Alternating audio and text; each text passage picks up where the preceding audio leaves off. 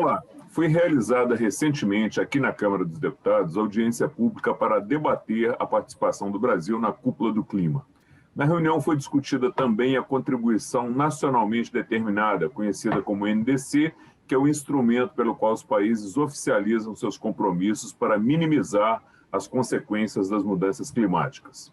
A Cúpula do Clima acontece em Glasgow, na Escócia, e tem como principal objetivo a implementação do chamado Acordo de Paris, que prevê compromissos com a redução na emissão de gases do efeito estufa.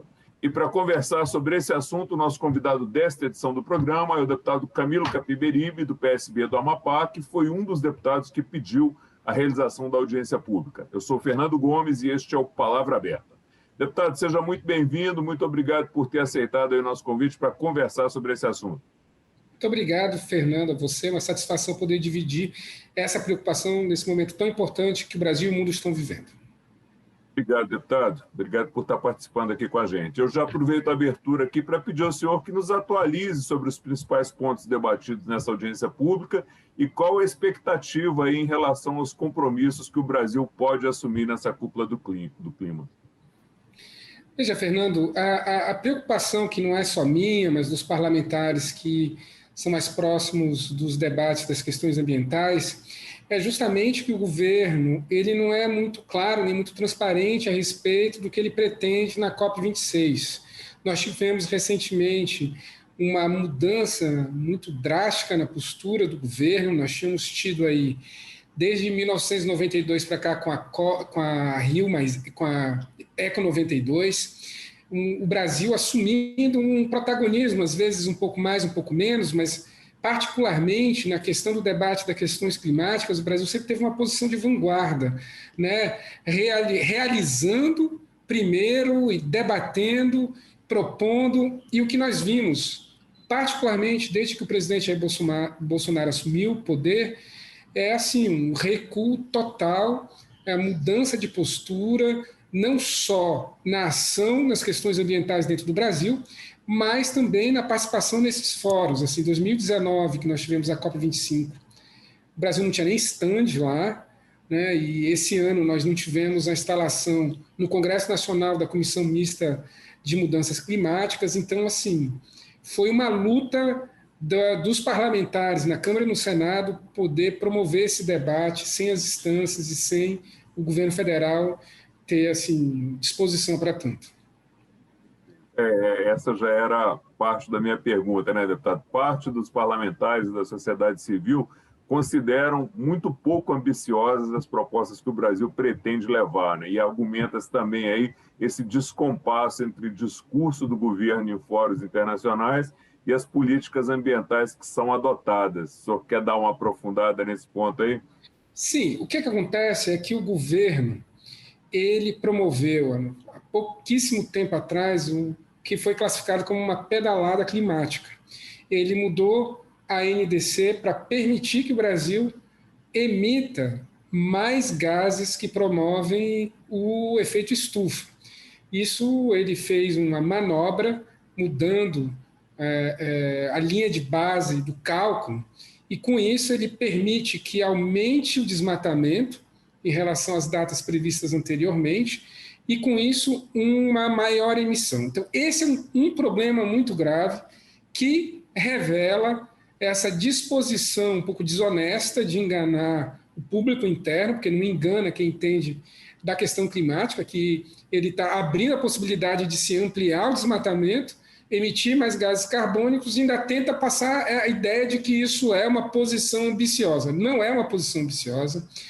De um lado nós temos isso, de outro existe a questão de tentar chantagear a opinião pública mundial, dizendo que é preciso receber dinheiro, que tem uma proposta de 100 bilhões de dólares para mitigar para os países em desenvolvimento. Mas a verdade dos fatos é que todos nós sabemos que a responsabilidade climática ela não é dos países desenvolvidos ou dos países em desenvolvimento, ela é de todos. Então, o Brasil não pode ficar tentando chantagear o mundo inteiro, dizendo que se não me der dinheiro eu não vou fazer nada. E, por fim, tem a questão que você colocou. né, ao mesmo tempo em que o governo tenta vender a ideia de que a proposta do Brasil é boa, que o Brasil está levando é boa, e ela é péssima, ela não inova, ela é muito pouco ousada e ela tem uma pedalada climática no meio, você tem o que está acontecendo de verdade no Brasil, desde 2000. Na verdade, para ser justo, o aumento do desmatamento não começou agora, ele começou lá em 2012, né, ainda no governo da presidenta Dilma.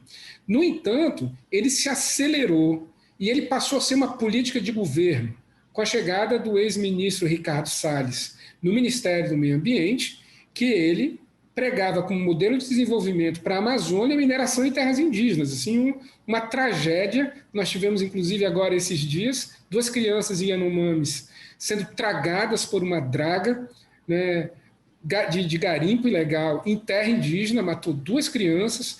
Então, esse é assim, um pouco o símbolo do que pretende o governo do presidente Jair Bolsonaro, destruir as terras indígenas, destruir a Amazônia com o modelo de desenvolvimento da década de 60. Então, realmente, a contradição ela é tão evidente que é assim surpreendente que o presidente tenha coragem de ficar defendendo a sua política para o meio ambiente, porque ela é indefensável. Deputado, para a gente fazer um contraponto aqui, o representante do Itamaraty ele tem defendido que a contribuição de outros países em desenvolvimento nessa questão da emissão dos gases ela tem sido pequena e que o Brasil pode estar querendo assumir compromissos bem mais ambiciosos que os seus pares, que outros países em desenvolvimento. Como é que o senhor vê essa questão? Veja, esse é mais uma vez um debate que ele não cabe. Por quê? Porque o que está em risco aqui é o futuro de todos nós. E o Brasil já provou que essa dicotomia, desenvolvimento e preservação, essa é uma dicotomia falsa. Porque nós, em outro momento da história, muito recentemente, reduzimos o desmatamento, as emissões, enquanto ampliamos a produção, por exemplo, do agronegócio. Então, o que existe de verdade é uma visão equivocada, ambientalmente criminosa de desenvolvimento, que é defendida pelo governo, e é triste nós termos que ver os ministros do Itamaraty, né, o corpo diplomático brasileiro, tendo que defender, eu repito, o indefensável, porque o governo federal, agora, quando houve a eleição da presidência da Câmara e do Senado, levou uma agenda legislativa que era a legalização da grilagem através do PL da grilagem, a retirada da exigência do licenciamento ambiental e a mineração em terras indígenas. Então, o governo é muito claro e muito honesto em anunciar nessa sua agenda que ele é contra o meio ambiente, ele é contra ações de mitigação das mudanças climáticas. Então, fazer essa escolha e depois fazer um discurso de defesa do meio ambiente, que o Brasil tem uma posição usada, não. O Brasil tem que se responsabilizar por ele mesmo e pelo futuro do povo brasileiro. E vamos cobrar os outros que não estão fazendo a sua parte. Deputado, outro ponto que foi defendido na reunião também, com relação ao desmatamento ilegal, pelo menos na teoria, há um consenso de que ele tem que ser combatido, né? Mas que foi levantado é a questão do desmatamento legal, que poderia ser reduzido através de incentivos. Como é que o senhor vê essa questão? O senhor acredita nessa possibilidade? Eu acredito sim. Nós aprovamos, inclusive eu fui o relator na Comissão de Meio Ambiente e Desenvolvimento Sustentável da Câmara, da lei que instituiu o Programa de Pagamento por Serviços Ambientais. Nós acreditamos que esse é, de fato, o caminho, você gerar incentivos para garantir a preservação, a recomposição das florestas em locais onde houve o desmatamento, além do que é permitido em lei. Então, esse é um caminho. No entanto, a gente não percebe o governo federal buscando os caminhos para implementar essa e muitas outras políticas. Nós aprovamos na Câmara, foi aprovado no Senado, o governo veio com uma série de vetos, né, a esse programa, a essa política, inclusive tirando a sociedade civil do acompanhamento e da fiscalização desse programa. Então, assim, o problema do governo é justamente esse. Ele fala uma coisa, por exemplo, o ministro Ricardo Salles, em vários momentos, eu queria utilizar o recurso do Fundo Amazônia para dar para os fazendeiros do agronegócio. A gente acha que não é o caminho esse modelo. Por exemplo, o que nós queremos ver acontecendo é a iniciativa privada financiando a iniciativa privada, né? É você ter setores mais poluentes financiando os setores do agronegócio que tem que recompor, as suas áreas e não usar recursos que deveria ser destinado para a política pública de fiscalização, comando e controle e desenvolvimento sustentável para comunidades que têm uma prática ambientalmente equilibrada, que, por exemplo, não falar de extrativistas, de açaizeiros, nós precisamos desenvolver essa cadeia produtiva da sociobiodiversidade e não pegar o dinheiro que pode ser utilizado para isso, para ciência e tecnologia, e dar para grandes fazendeiros que já lucram muito com a exportação, enquanto o povo brasileiro passa fome. Deputado, temas como restauração da Mata Atlântica, inclusão de direitos humanos nas discussões ambientais, o senhor acha que esses são assuntos que também poderiam ser tratados na cúpula? Precisam, deveriam e vão. Essa é a realidade. Porque lá na cúpula você tem os governos, mas você tem a iniciativa privada, você tem a sociedade civil.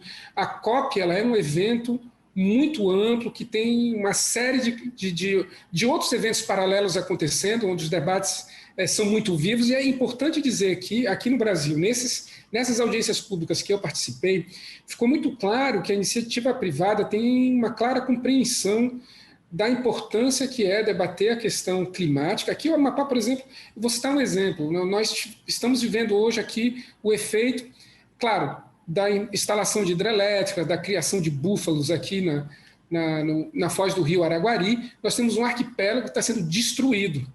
Então, isso também é fruto das mudanças climáticas. Então, se você abrir os olhos e enxergar o que está acontecendo no mundo inteiro, a sociedade civil está alarmada, a iniciativa privada mostra que se preocupa com isso e gostaria de avançar mais com ações, por exemplo.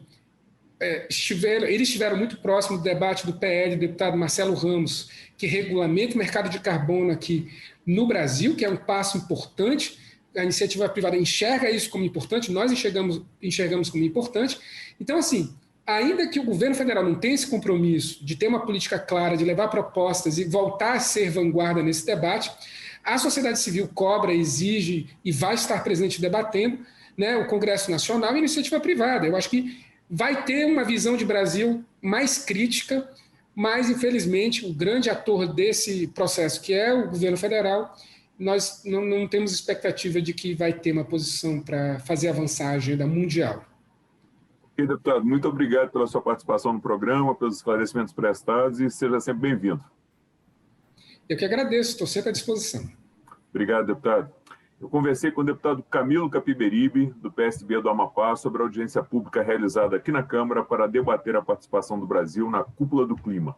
Se você quiser assistir novamente a este ou a outro dos nossos programas ou ter mais informações sobre esse assunto, é só acessar o site da Câmara, câmara.leg.br, ou as nossas páginas oficiais no Facebook, Twitter, Instagram e YouTube. Você que nos acompanha, muito obrigado pela sua audiência, um forte abraço e até a próxima.